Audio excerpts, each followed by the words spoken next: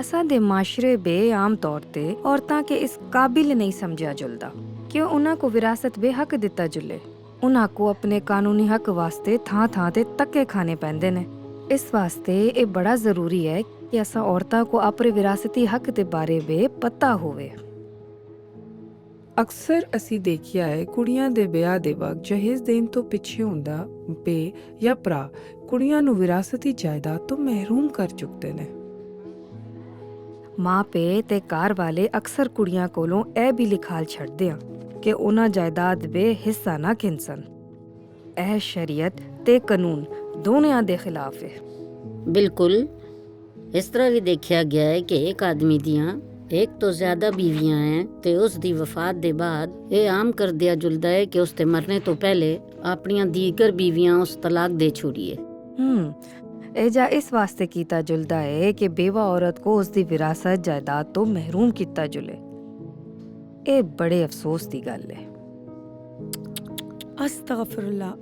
अल्लाह रहम करे। ਬਿਲਕੁਲ।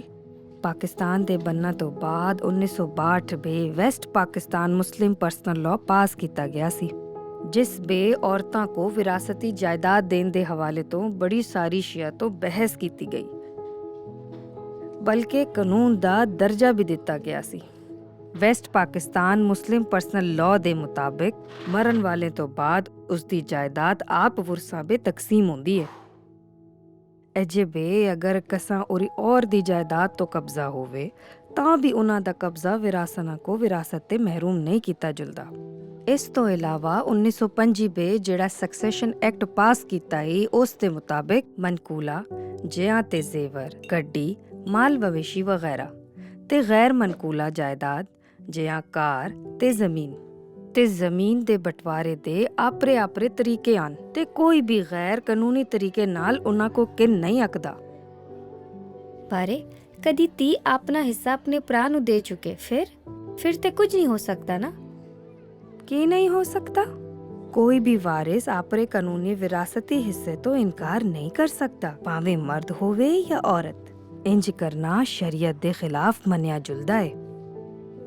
ਸੁਪਰੀਮ ਕੋਰਟ ਸਨ ਇੱਕ ਕੇਸ PLD 1990 ਸੁਪਰੀਮ ਕੋਰਟ ਇੱਕ ਬੇ ਆਖਿਆ ਏ ਭੈਣ ਭਰਾ ਵਿੱਚ ਵਿਰਾਸਤ ਕੇ ਕਿੰਨ ਜੇ ਜਿਹੜਾ ਬੇ ਫੈਸਲਾ ਹੋਵੇ ਜਿਸ ਬੇ ਭੈਣ ਆਪਰੇ ਹਿੱਸੇ ਤੋਂ ਪਹਿਚਾਨ ਹਟ ਜੁਲੇ, ਕਦੇ ਉਹ ਭੈਣ ਚਾਵੇ ਤੇ ਬਾਅਦ ਵੀ ਉਸ ਤੇ ਆਪਣੇ ਹੱਕ ਦਾ ਦਾਵਾ ਕਰ ਸਕਦੀ ਏ।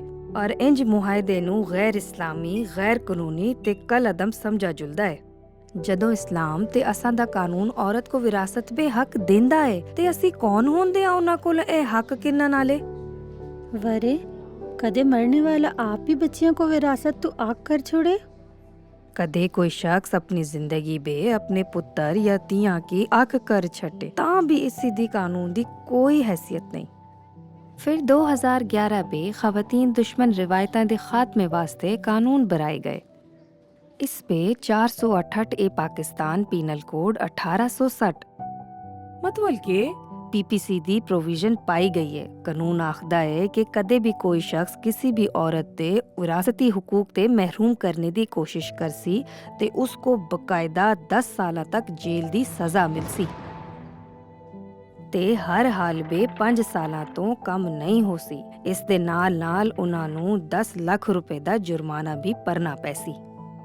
ਉਸ ਤੋਂ ਇਲਾਵਾ ਸੈਕਸ਼ਨ 468C PPC ਬੇ ਵੀ ਤਬਦੀਲੀ ਕੀਤੀ ਗਈ ਔਰ ਆਖਿਆ ਗਿਆ ਹੈ ਕਿ ਕੋਈ ਸ਼ਖਸ ਜਿਹੜਾ ਕਿਸੇ ਵੀ ਔਰਤ ਦੀ ਕੁਰਾਨ ਨਾਲ ਬਿਆਹ ਕਰਸੀ ਜਾਂ ਉਸ ਕੋਲੋਂ ਇਹ ਵਾਅਦਾ ਕਿੰਸੀ ਕਿ ਉਹ ਸਾਰੀ ਜ਼ਿੰਦਗੀ ਕੁੰਵਾਰੀ ਰਹਿਸੀ ਔਰ ਆਪਰੇ ਵਿਰਾਸਤੀ ਜਾਇਦਾਦ ਵਿੱਚ ਹਿੱਸਾ ਨਾ ਕਿੰਸੀ, ਇੰਜ ਸ਼ਖਸ ਕੋ 3 ਸਾਲ ਤੋਂ 60 ਸਾਲ ਦੀ ਸਜ਼ਾ ਹੋਸੀ ਤੇ ਨਾਲ 5 ਲੱਖ ਰੁਪਏ ਦਾ ਜੁਰਮਾਨਾ ਵੀ ਹੋਸੀ। ਸਾਰਿਆਂ ਕੋ ਸਾਰਾ ਕੁਝ ਸਮਝ ਆ ਰਿਹਾ ਹੈ ਨਾ? ਕੋਈ ਪਰੇਸ਼ਾਨੀ, ਕੋਈ ਸਵਾਲ? ਅਸਾਂ ਦੇ ਪੜੋਸ ਬੇ ਇੱਕ ਬੇਵਾ ਉਸ ਦੇ ਖਾਨਦਾਨ ਵਾਲਿਆਂ ਨੂੰ ਵਿਰਾਸਤ ਬੇ ਕੁਝ ਵੀ ਨਹੀਂ ਦਿੱਤਾ। ਮਰਨੇ ਵਾਲੇ ਖਾਵਿੰਦ ਦੇ ਭਰਾਵਾਂ ਉਹਨੂੰ ਆਖਿਆ ਕਿ ਉਸ ਦਾ ਨਾਮ ਮਹਿਕਮਾ ਮਾਲ ਤੇ ਹੈ ਹੀ ਨਹੀਂ ਤੇ ਉਹਨੂੰ ਕੁਝ ਵੀ ਨਹੀਂ ਮਿਲ ਸਕਦਾ। ਇਹ ਮਹਿਕਮਾ ਮਾਲ ਕੀ ਹੁੰਦਾ ਹੈ? ਮੈਂ ਆਪਣਾ ਨਾਮ ਉਹਦੇ ਪਵਾ ਸਕਨੀ ਆ? ਇਹ ਸਾਰੇ ਵਿਰਾਸਤ ਖਿੱਚਣ ਦੇ ਤਰੀਕੇ ਨੇ। ਤੁਸੀਂ ਇਸ ਗੱਲਾਂ ਕੋ ਕਹਿ ਕੇ ਕਿਸੇ ਵੀ ਔਰਤ ਕੋ ਉਸ ਦੇ ਹੱਕ ਦੇ ਵਿਰਾਸਤ ਤੋਂ ਮਹਿਰੂਮ ਨਹੀਂ ਕਰ ਸਕਦੇ ਕਿ ਉਸ ਦਾ ਰੈਵਨਿਊ ਰਿਕਾਰਡ ਯਾਨੀ ਮਹਿਕਮਾ ਮਾਲ ਵਿੱਚ ਉਹਦਾ ਨਾਂ ਹੀ ਨਹੀਂ। ਤਾਂ ਕਿ ਮਹਿਕਮਾ ਮਾਲ ਬੇ ਸਿਰਫ ਜਾਇਦਾਦ ਦਾ ਇੰਤਜ਼ਾਮ ਦਾ ਜ਼ਿਕਰ ਹੁੰਦਾ ਹੈ। ਉਸ ਬੇ ਕਾਨੂੰਨੀ ਵਰਸਾਂ ਦੀ ਤਫਸੀਲ ਬਿਆਨ ਨਹੀਂ ਕੀਤੀ ਜੁਲਦੀ। ਤੁਸਾਂ ਦੇ ਪੜੋਸੀਆਂ ਕੋ ਇਸ ਗੱਲਾਂ ਤੇ ਜੇਲ੍ਹ ਹੋ ਸਕਦੀ ਹੈ ਤੇ ਬੜਾ ਵੱਡਾ ਜੁਰਮਾਨਾ ਵੀ ਭਰਨਾ ਪੈ ਸਕਦਾ ਹੈ। ਪਾਕਿਸਤਾਨੀ ਕਾਨੂੰਨ ਬੇ ਵਿਰਾਸਤ ਦੇ ਹਵਾਲੇ ਨਾਲ ਇਸ ਗੱਲਾਂ ਦੀ ਵੀ ਜਾ ਹੈ ਕਿ ਕਦੇ ਕੋਈ ਕੇਸ ਕਿਸੇ ਖਾਸ ਵਕਤ ਤੇ ਖਤਮ ਹੁੰਦਾ ਹੈ ਤੇ ਉਹਦੇ ਬਾਅਦ ਵੀ ਕੋਰਟ 'ਚ ਅਦਾਲਤਾਂ ਉਹਨਾਂ ਨੂੰ ਕਬੂਲ ਕਰਦੀਆਂ। ਉਹਨਾਂ को पता है कि इस माशरे में किया औरतों को मजबूर किया जुलदा है कि वो अपना विरासती हक किसी और ते ना कर छड़े। तुसी आपरी पड़ोसी बेवा को मारे नाल किन्यावे असी उस दी मदद करसां।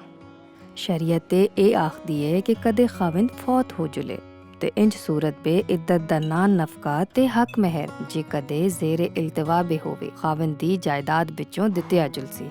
ਉਸ ਤੋਂ ਬਾਅਦ ਜਾਇਦਾਦ ਦੇ ਹਿੱਸੇਦਾਰਾਂ ਵੇ ਹਿੱਸਾ ਤਕਸੀਮ ਕੀਤਾ ਜੁਲਸੀ। ਕਦੇ ਔਰਤ ਨੂੰ ਤਲਾਕ ਹੋਈ ਦੀ ਹੋਵੇ ਤੇ ਫਿਰ? ਚੰਗਾ ਸਵਾਲ ਕੀਤਾ ਹੀ। ਕਦੇ ਕੋਈ ਸ਼ਖਸ ਆਪਣੀ ਬੀਵੀ ਕੋ ਤਲਾਕ ਦੇਵੇ ਤੇ ਇੱਦਤ ਦੇ ਦੌਰਾਨ ਫੌਤ ਹੋ ਜੁਲੇ ਤੇ ਤਲਾਕ ਦੇ ਬਾਵਜੂਦ ਇੰਜ ਜ਼ਨਾਨੀ ਕੋ ਉਸ ਸ਼ਖਸ ਦੀ ਬੇਵਾ ਆਖਿਆ ਜੁਲਸੀ। ਤਲਾਕੀ ਯਾਫਤਾ ਨਾ ਆਖਿਆ ਜੁਲਸੀ। ਇਸ ਵਜ੍ਹਾ ਤੋਂ ਉਹ ਔਰਤ ਆਪਣੇ ਖਾਵਿੰਦ ਦੀ ਜਾਇਦਾਦ ਵਿੱਚੋਂ ਆਪਣਾ ਵਿਰਾਸਤੀ ਹੱਕ ਕਿੰਸੀ। और सुप्रीम कोर्ट दा एक केस है PLD 1990 सुप्रीम कोर्ट 1 जिस दे मुताबिक असां दा पर्सनल मुस्लिम लॉ साफ तौर ते आखदा है कि औरत दा जेड़ा विरासती बेहिस्सा बनदा है ओ उसको मिलसी। आओ विरासत बे औरत दे हिस्से को जरा तफसील बे देखते हैं। मुस्लिम फैमिली लॉ ऑर्डिनेंस 1960 के मुताबिक माँ बीवी ते बेटे ना होने दी सूरत बे बेटी ज़वीउल फुरूज दे जुमरे बे आंदी है, यानी विरासत पे इना दा हिस्सा मुकर्रर है और किसी सूरत बे भी बदलिया नहीं जुल सकता। मुस्लिम फैमिली लॉ ऑर्डिनेंस 1961 दे मुताबिक कदे मरने आले दी बीवी औलाद वाली है ते ओ विरासत दी 1/8 हिस्से दी हकदार है ते कदे औलाद नहीं उसदी ते 1/4 हिस्से दी हकदार है।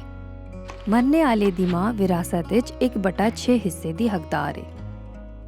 कदे मरने आले दी एक धीए ते ओ विरासत बे आधे हिस्से दी हकदार हो सी ते अगर 2 या 2 भी तो ज्यादा धीआं ने ते सारियां 2/3 हिस्से दी हकदार हो सन। कोई पुत्र ना होने दी सूरत बे मरने आले दी धी ज़वीउल फुरूज दे जुमरे विचों निकल के असबात दे जुमरे बे आ जुलदी है। इंज बे बेटी को बेटे दे हिस्से दे मुकाबले च आधा हिस्सा मिलसी। मिस मैं बोर्ड दी फोटो खिंच लवां? बिल्कुल की ना। पाकिस्तानी अदालतां सन धीआं बीवियां मावां ते भैणां दे विरासती हुकूक दे तहफ्फुज़ वास्ते भरपूर कोशिश कीतियां ने तां कि ओह आइन ते कानून दे मुताबिक अपने शरई हिस्से दी हकदार होवन। असां दा काम है कि असां अपने हुकूक नूं पहचान लई ताकि वक्त आन नूं असां उन्हां नूं हासिल कर सकन।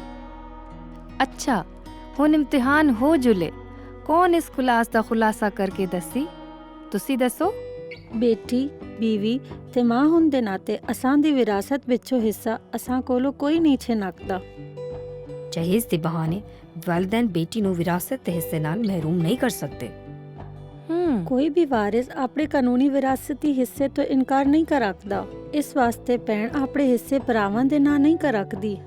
कदे कर छोड़े होवे ते कोर्ट दी मदद सां आसानी नाल वापस कह नकदी है। जी तुसी दसो। महकमा माल विच नाम ना होने तो वजह बनाकर घर वाले औरतां नूं विरासत तो महरूम नहीं कर सकते। बेवा दा नान नफका ते हक महर अदा करने दे बाद फौत होने वाले खावंद दी जायदाद बाकी हिस्सेदारां बे तकसीम हो जुलकदी है। तुसी दसो।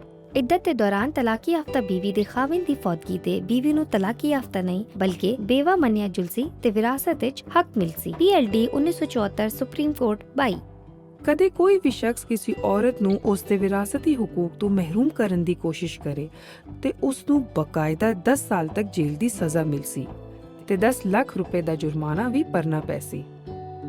Sindh legal advisory call centre Sindh government law department ਨਾਲ ਸ਼ਰਾਕਤ ਦੇ ਚਲਾਇਆ ਜਾਂਦਾ ਹੈ। ਵਿਰਾਸਤੀ ਹਕੂਕ के हवाले सान मुफ्त कानूनी मशवरे ਲਈ Sindh legal advisory call centre 0800 70806 ਤੋਂ ਕਾਲ ਕਰੋ।